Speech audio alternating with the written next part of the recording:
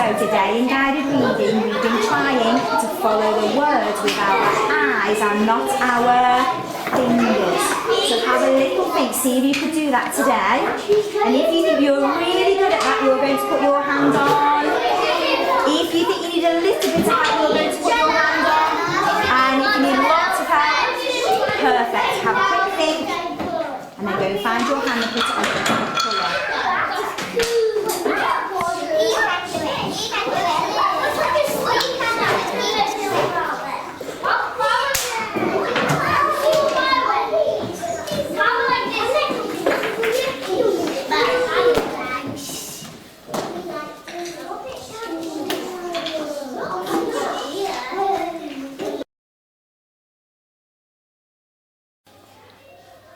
So in the lecture yesterday, you were talking about how we look after our church and about all the people who help to look after our church.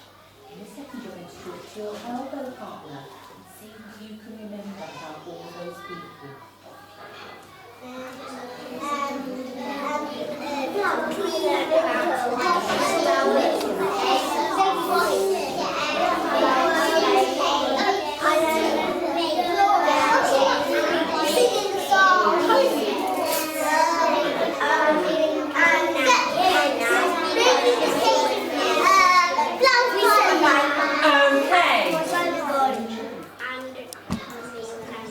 Well done. Now I'm just going to choose somebody from our long sticks to tell me what they discussed with their partner and what they remember. Okay, let me see. His name is coming up. Erin, would you like to tell us what you remember, you and your partner?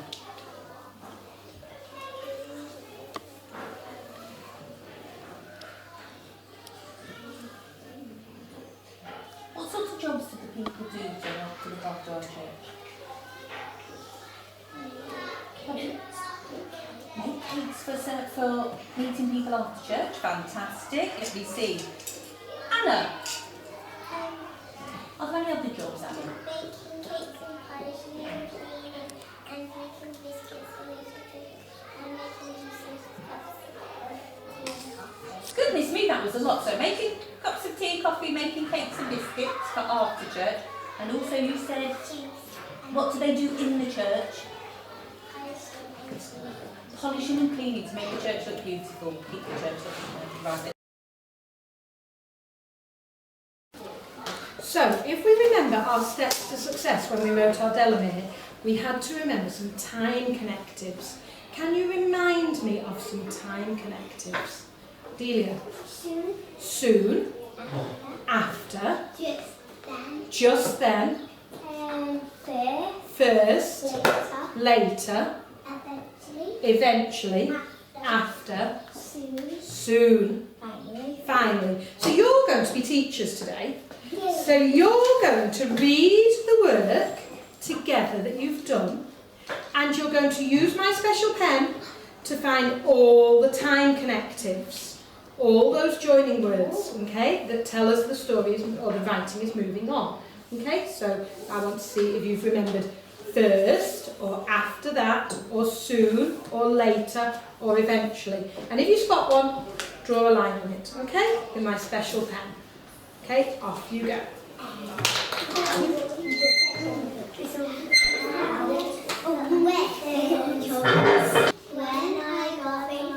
you're doing really well. We've got first, then, next.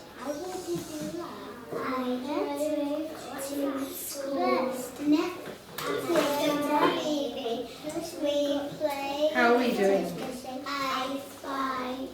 Oh, you've remembered quite a few time connectives here. Then I went to school.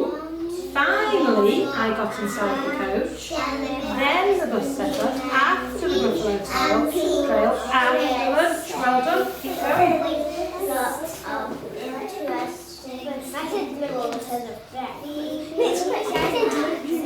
That doesn't matter. How are you doing with time connectives? I must have been very tired.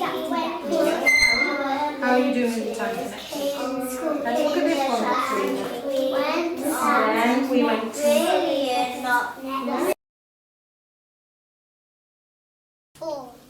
I'm going to stick that on my board so everyone can see. Roxanne, what number have I got here? 6. So we've got the number 4 and the number 6. And I want you to find the difference between those numbers. Not yet. I'm glad you're very keen though. Can someone tell me what that means, find the difference? What does it mean, Peter? Take away. It can mean take away. Excellent. Anyone else got another way of describing find the difference? Groups of. Oh, that's what we did this morning, isn't it? Lewis?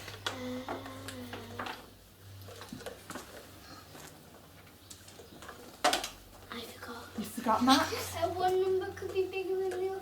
Good, brilliant. Now on your whiteboards, I want you to find the difference between 4 and 6, and I want you to show me how you work it out. Show me the way that you have worked it out.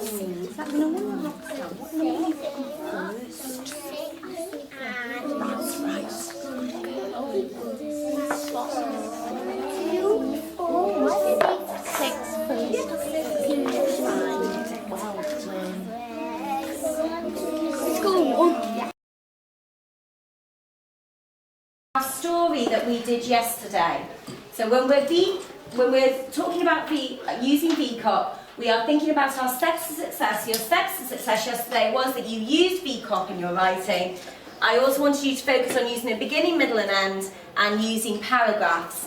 And because we're going into year 3 and going into juniors, we should all be joining our handwriting. So that was one of your steps to success as well, to write a brilliant story. Okay, so today you are actually going to use your VCOP now. And you've all chosen your 4 colours. And you're going to read through your story now and you're going to look for those things in your story. So just remind me, if we're looking for V, what are we looking for? What do we need to be looking for? Hands up. Alice. Vocabulary. So we need to be looking for vocabulary, which means we're looking for adjectives, exciting vocabulary, wow words, and highlighting those. In our C, what are we looking for? Justina. Connectives. Finish the lesson and have an exit card. So get your exit sheet please out of the middle of the table. Put your name on the back, quick as you can. And next week we're going to do some work on subtraction. So I'm going to put some questions on the board and I want you to answer them so I know where you're up to with your subtraction, please. Don't look at anybody else's because then you're only cheating who? Yourself. This will help me to help you. If you need to show working out or to set them out differently, that is perfectly okay. Once you've answered them, you bring your exit card to me and go back to class.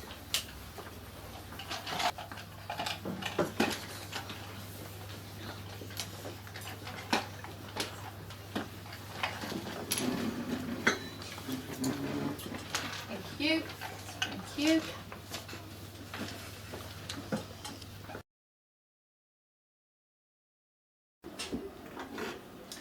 Right, children, today we're going to learn about another religion, and I would just like you to turn now to your elbow partner and have a chat about which religion you've been finding about this week. So turn to your elbow partner now.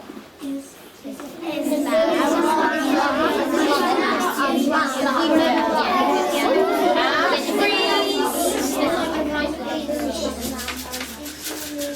my lolly sticks and I'm going to pick out Daniel Moore. Can you tell us what's the religion we've been learning about this week? Islam. Fantastic. Now, your entrance question today, so that I know which group you're going to work in, you're going to write the answer on your whiteboard. And I've got it written up here. I would like you to write 4 similarities or differences between Christianity and Islam. So on your boards, divide it down the middle with a line. You don't have to write the title Christianity and Islam if that will slow you down. You can just write number 1 and number 2. So I would like you to write for me 4 similarities or differences between Christianity and Islam. And freeze, children. Whatever number you're up to now, freeze. I'm going to use my lolly sticks and see if I'm going to pick to find out what you know about Islam so far. So,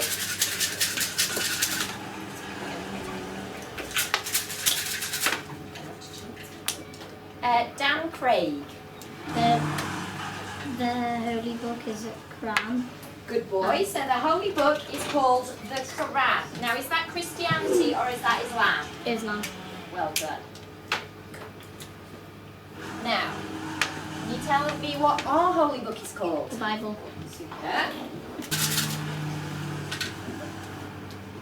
Gregory. God is who we worship and Allah is who they worship. Can you just say it again in another voice? God is who we worship and Allah is who the Muslims worship. Good boy. God is who we worship. We believe in God. And Muslims believe in Allah. Off you go.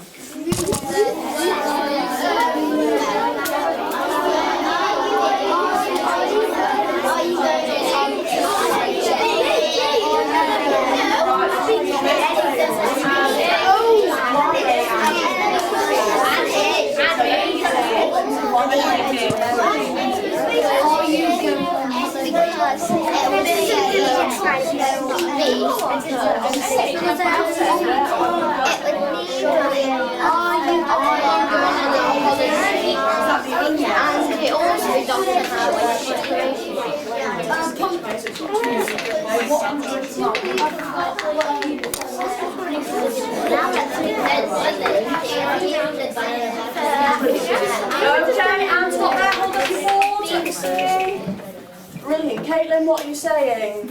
B. Brilliant. Why have you chosen B, Trinity? Because it doesn't have the speech at the end and doesn't have a comma. You know. Fantastic. Okay, you're right. It doesn't have the speech marks. Are you going on holiday? We would need speech marks to close that piece of speech. You're saying it would need a comma. Do you agree, Ronan? No. Okay. Why not? Because it's a question. Fantastic. So, Evie, what would it need? Well done. So when we're doing coordinates, what do we need to put at the sides of coordinates? What do we need to put at the sides? To start the coordinate and to end it, it's really, really important that we do this. Hands down. I'm going to pick Lydia. You have to put brackets at the sides. Thank you. And thank you for your answer, Lydia. Hattie, what did Lydia say? You have to put brackets on the beginning and the end. Have to put brackets in the beginning and the end. Okay. Who agrees with Lydia and Hattie? Does anybody not agree? Okay, yeah, good. You have to put brackets at the beginning and at the end of each coordinate we do. Why? Why do we do that? Why do we put a bracket at the beginning and a bracket at the end? Hands down. Think of an idea in your head. Why do we have a bracket at the beginning and at the end? Think of an idea. Aoife? Otherwise, if we do it, then it will look like loads of different mixed numbers of all, and the answer will be confusing. Okay. And Charlotte, what did Aoife just say? She said that if we don't, it will look all confusing. Good, okay. Has anyone got anything to add to that? Kate? Because if you have them in a sequence to like make a shape, then all your numbers will be all scrunched up together and you won't know which one's for which. Good. Who agrees with Kate, Aoife and Charlotte? Excellent, well done. Yeah, because if we had all of our numbers together, if we had a big long row of numbers, we need to split them up, don't we?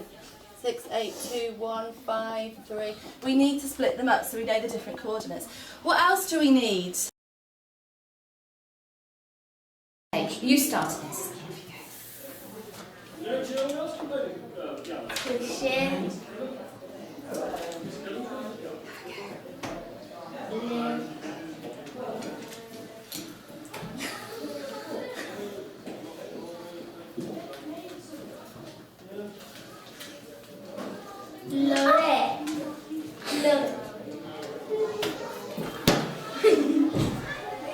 Come in. And Luke, you're going to win this card. Come on.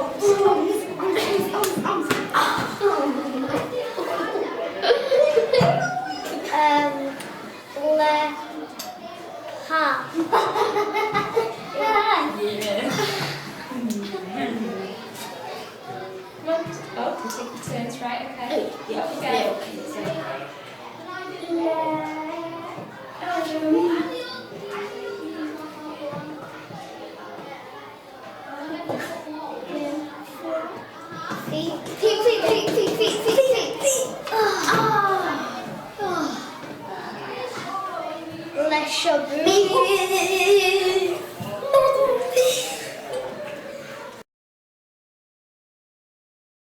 So we have been working on persuasion texts. So what we're going to do next is we're going to write a good conclusion. To work out how to write a good conclusion, I've given you an example of a really good conclusion. So what I'd like you to do, I'd like you to read through the conclusion with your learning partner, and I want you to highlight anything you think makes it a good conclusion.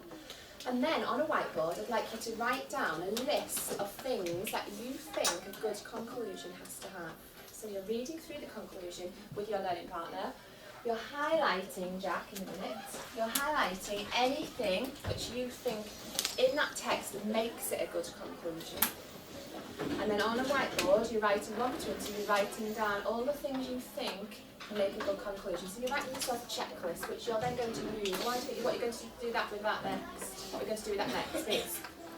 Put it into a paragraph about the conclusion. Now, what are we going to use those features for? What are we going to use those features for? Ian? We've written a list of features. What are we going to do with them next? Put your hands down.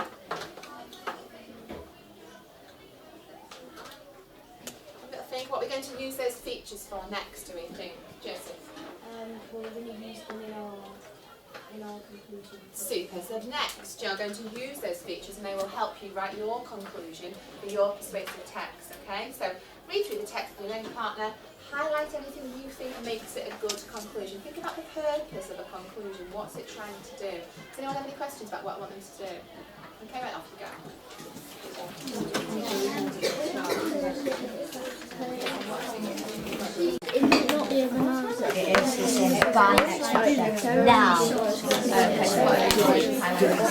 If you used to get semicolon. It starts off saying conclusion.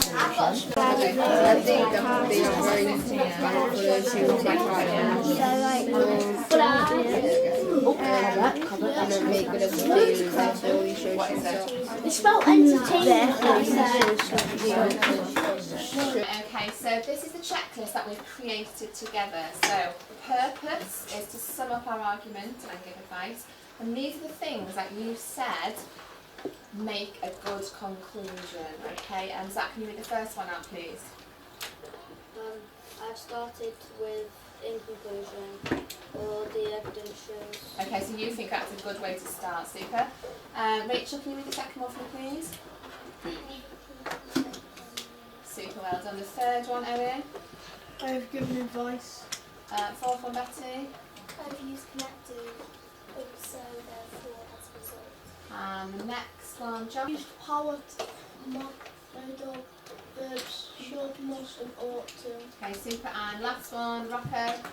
I've given a direct command. Super. So that's the list of things that you've told us, Josh. That's the list of things that you say make a good conclusion. So that's your success criteria. You've created your own success criteria. So who now feels comfortable to go and write their own success criteria? Hands up if you feel comfortable about writing your own conclusion. Excellent, well done, super.